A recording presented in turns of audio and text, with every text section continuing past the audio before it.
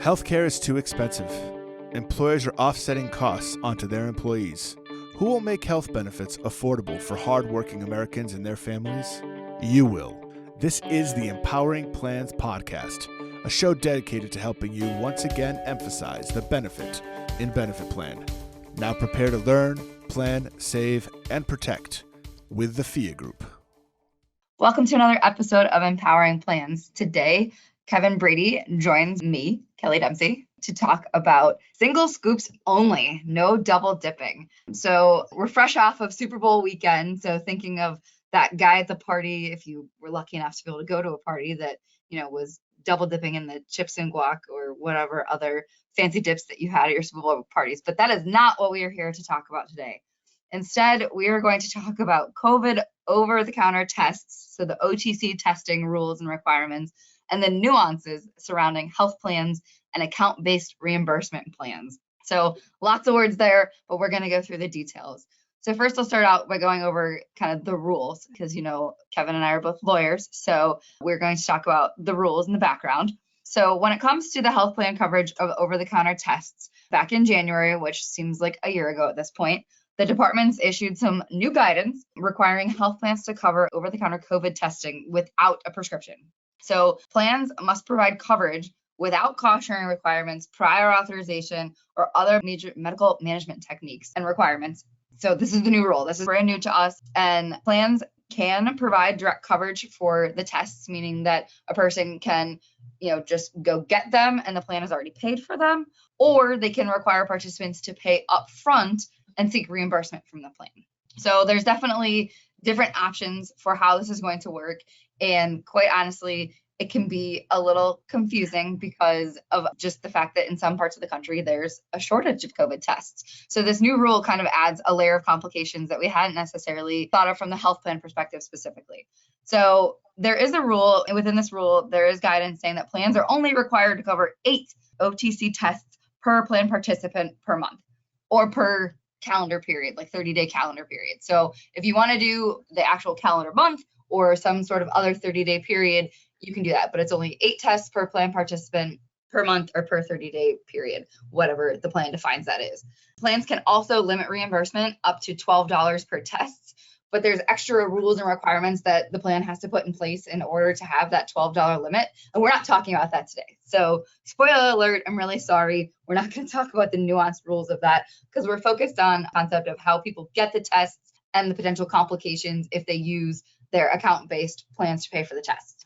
So the rule when it comes to health FSAs, health reimbursement accounts, and HSAs, health savings accounts, all those other lettered plans that we have, is that participants, according to those rules, are allowed to purchase the over-the-counter COVID test using those funds. So, all of those dollars, the FSAs and HRAs, are generally pre-tax dollars. So that's the thing to remember when it comes to pre-tax dollars. The IRS gets involved, which makes things even more messy than just when lawyers are involved. So the guidance specifically says from the IRS that COVID tests are an eligible medical expense under Section 213D. So participants can use those funds to pay for it. But now we also have the issue of the health plan potentially paying for it too. So with that, to dig a little bit deeper into this, onion and peel back the layers, I'll toss it over to Kevin. Thank you, Kelly. Yeah, so as Kelly mentioned, plans have a couple different options as far as providing these types of tests. So there's the direct coverage option. There's also the option to give participants to pay the upfront cost for the test and then seek reimbursement afterwards. So I think the direct coverage piece is pretty simple. Obviously the participant will go and, as Kelly outlined, will go to whether it's a pharmacy or whatever it is and get that test, and then the plan's going to make the payment. So it's not necessarily a transaction between the individual and the pharmacy or provider or anything like that. The upfront payment piece with the participant then coming back afterwards and seeking reimbursement is where things have the potential to get a little bit more complicated. So I think this is especially relevant just given the difficulty of procuring, a sufficient number of tests. So depending on where you are and, kind of what the situation is, it might be a little bit more difficult to find those tests and to get your hands on them. So just considering that and the fact that, we're talking about 8 tests per participant per month. So as we look at, the total number of tests needed per month, based on the number of participants on the plan, everything like that, we're looking at, potentially a really high number.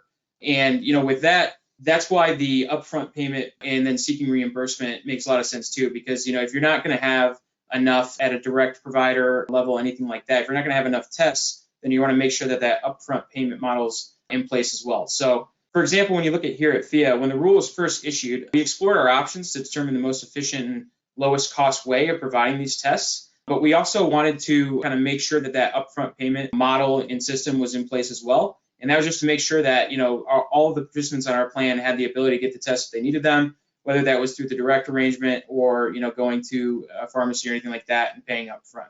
But, like I said, this is definitely a little bit more complicated when you think about the upfront payment process. One thing is that, depending on a person's, prior experience with health claims, everything like that, they might not be familiar with the approach of, paying for a medical expense upfront and then seeking reimbursement. So if someone hasn't had an account-based plan, or if they haven't been to a provider where they weren't going to accept the plan payment directly, they wanted the payment from the person that was standing right there in front of them at that time, then they're not going to be necessarily comfortable with that process and they might not know how to do it.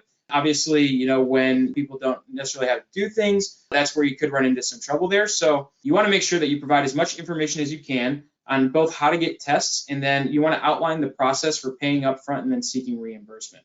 And, kind of what the point of this podcast is too, is talking about the potential for double dipping. So if I'm doing the upfront payment model, I might, as a participant, if I'm going to a pharmacy and I'm looking for a test, if I'm going to the register and I'm seeing whatever the cost might be, I could very easily default to just using an account-based plan because, maybe I don't want to put this on my credit card. I don't want to put this on my debit card. I don't want to, deplete my own funds. I want to do the FSA, HSA, HRA kind of deal. So I might just have that, issue where I'm just defaulting to using the account-based plan, where that might not be the best approach based on these rules. And then obviously with that, since you're increasing that likelihood of using those account-based plans, you're also increasing the likelihood that, the person will go and use their FSA or HSA or anything like that to pay for the upfront expense, but then also seek reimbursement from the health plan. So that's what we really call that double dip, where you're seeking reimbursement in a couple different ways, or you're being reimbursed for a certain expense in a couple different ways. And that is something that's just not allowed under the rules. And I'll throw it back to Kelly to talk about that a little bit more. Thanks, Kevin. So, I love to be the one that gets to be the bearer of bad news and all of the legal jargon. Thanks, Kevin. So the IRS imposes a blanket prohibition against using account-based health plans for an expense that's being reimbursed under another health plan. All right, so what's the English version of that? You can't have the health plan, the major medical plan, pay for a test or reimburse you for a test when you've already used pre-tax dollars to pay for the test. That's just the easy way to say it. And there's a whole bunch of different sections of the IRS code. I'll list them quickly, but no need to commit these to memory because that's why we're here. But section 105, section 125, section 213, section 223, as well as an abundance of IRS notices, information letters, and other publications all support this notion. So, the IRS is very good at telling people what they are not allowed to do. So the general concept that when it comes to, tax deductions and tax favorable accounts, obviously there's a prohibition on double dipping. It's kind of a no-brainer there when it comes to that. So it's the same concept of individuals who have been reimbursed by other areas can't have the same deduction somewhere else in their taxes. So it's the same concept that you see in a lot of places, just kind of repeated in different ways. But again, like Kevin said, this concept of a participant buying the OTC COVID tests at their local pharmacy or drugstore or whatever the case may be, and they accidentally use their HSA card or their FSA card and they pay for it, and then they submit a claim to the health plan to get reimbursed. Maybe they did it knowingly, maybe they did it unintentionally, but it's potentially problematic and dangerous for both the plan participant and the plan itself.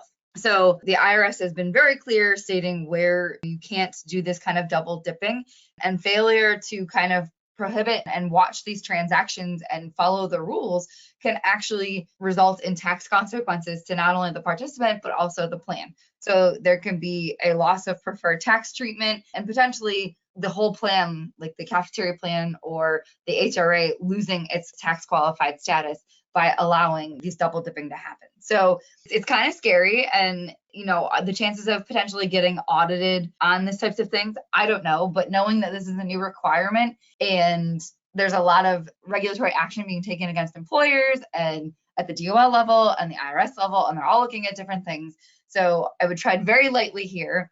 And we're going to definitely talk about what an employer and a plan can do to protect themselves. But before we get into that, Kevin's going to talk a little bit about what participants can use their account-based plans to reimburse COVID OTC tests. So he's going to talk about the rules about what the considerations are of when they should use it versus maybe when they want the health plan to use it. Yeah, for sure. So definitely gave you the legalese and everything like that, just because, I like to be a little bit more laid back with what I'm saying, give you the hard stuff. So, but basically, I think what we're looking at here is, should participants be using their account-based plans to reimburse their, COVID-19 tests now, for the over-the-counter COVID tests? And the answer is that they can, absolutely they can, but in reality, they probably shouldn't. There are some exceptions to that, as I'll discuss in a little bit. But just generally, participants are going to be better served by using their health plan to cover these COVID tests rather than using funds from their account-based plans. The health plan coverage, as Kelly outlined earlier, there's no cost sharing, so it's going to be free, up to a certain limitations, obviously. But when you're using your FSA, your HRA, HSA, you're going to be depleting funds, that you could otherwise use for other, medical expenses. So in general, the operating theory here should be that, employees should kind of default to using the health plan first. And then from there, maybe, as I'll get into a little bit more, in certain situations, maybe use the account-based plans. But it makes more sense, just for participants generally to be using the health plan, seeking reimbursement there rather than doing the upfront account-based plan payment there. And, as I mentioned a couple of times now, there are some limited circumstances that it might make sense to use an account-based plan. And I really think it comes up mostly when the plan has some kind of cap in place, either on the amount of the reimbursement or the number of tests that they're reimbursing or that they're covering. One example would be if the plan meets safe harbor, everything like that, and they're able to cap their reimbursement for the tests at $12. When we look at the kind of intersection of the account-based plan versus the health plan, with the first $12, that's something that could be reimbursable by the health plan. No problem there. And if you're not using your FSA account-based plans, anything like that to do that, there's no double dip there. But if we're going beyond that, if the test actually costs more, so let's say it's $15 or $20, whatever remaining balance there is, you can certainly use an account-based plan to cover that difference. So just for example, if we have a $20 test and the plan's capping reimbursement at $12, then that first $12 is going to be reimbursable by the health plan. And then we'll have $8 left over that the participant could use their account-based plan to pay for. So that's one good example. And then the other one is just going to be any tests beyond that 8, if the plan's only going to be covering 8 tests. If we have up to 10, 15, 20 tests, whatever it might be for a certain individual on the plan, any tests beyond that, they're still going to be welcome, or if they have those programs in place and they want to do so, they're going to be able to use their account-based plans, pay for those tests, anything beyond the 8. So whenever there's those kind of limitations in place and you're exceeding those numbers, so if it's the exceeding 8 as far as the number of tests, or the test costs more than that $12 reimbursement cap, that's really where the use of the account-based plans is going to come back into play. So I will give it back to Kelly just to kind of go over, what plans can do to make sure everybody's in a good position to kind of approach this moving forward. Thanks, Kevin. So if you've listened to any of our webinars and read any articles or whatnot, you've probably already heard some of this information. But I believe we've talked about the fact that we internally, obviously, FIA as an employer, have had to work to comply with this rule, as well as trying to figure out how our health plan is going to pay for these, and so on and so forth. So we have created internally, and I think Brady has probably talked about this on our webinars, is that we have created an attestation form for participants that have submitted a request for reimbursement for the COVID OTC tests. And that's really the solution for the plan doing its due diligence to make sure that they're confirming that participants aren't, double dipping. And, obviously there's certain processes that need to happen to submit claims for reimbursement anyway. So having, an extra little information and attestation associated with this specific piece is going to be super helpful. So, what can you do to do your due diligence? First off, and we probably sound like broken records, but it's clearly communicate the options to plan participants and what the expectations are and what the health plan will pay for and how to purchase the tests. So, again, we internally, I feel, we use ourselves kind of as a guinea pig sometimes, but we also are, as an employer, have to comply with these rules. So we have a compliance team that has gone through and outlined and given plenty of options to our plan participants as to how to procure these tests. And, I will say that we are not impacted specifically by the fact that we do not have a high deductible health plan. So our FIA health plan doesn't necessarily have, nobody here has an active HSA that they're contributing to. They may have an HSA that they had from a prior employer, or maybe their spouse or significant other has an HSA or an FSA. So we still have to be conscious of the fact that when individuals purchase these tests and they submit for reimbursement, that they didn't use those funds to purchase the test in the first place. So plans do need to be proactive in protecting themselves regarding this double dipping, and have that attestation and give it to your plan participants. So when they do go out and purchase these tests, because let's be honest, as an employer and a plan, it's going to be really hard to get the amount of tests possible and needed and required to cover in-house at an employer. Like, you could obviously go run around to different stores and try to buy the tests, but are you really going to be able to cover your employees? Probably not. There's certain areas of the country where it's really hard to find tests, and there's others where they're a little bit more easily accessible. So, it really just depends from that. But again, add the attestation, make it really clear, make it black and white on that attestation document to say the participant is not using their HSA, FSA, or HRA funds, that they didn't use them to buy the tests, so that the health plan can obviously reimburse it. And then it's obviously at that point the burden shifts to the participant that they are not, for whatever reason, being truthful.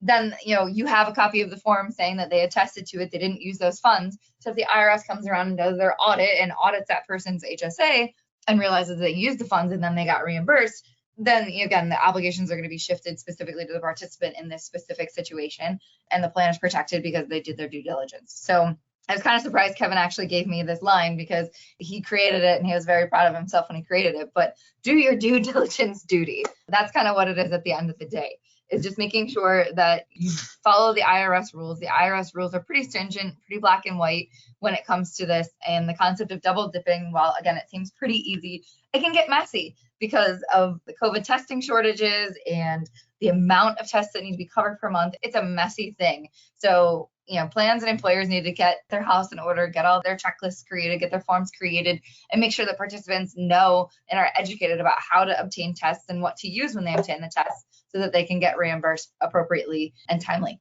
So with that, Kevin, you got any other closing comments that you want to offer out? Yeah, can you try to say do your due diligence duty about double dipping like 5 times fast? That's a negative. Yeah. I was proud of myself. I was very proud of myself when I wrote that one down. All right. Well, thank you so much for listening, and we hope that you tune in for future episodes of Empowering Plans. Thank you. Have a great day.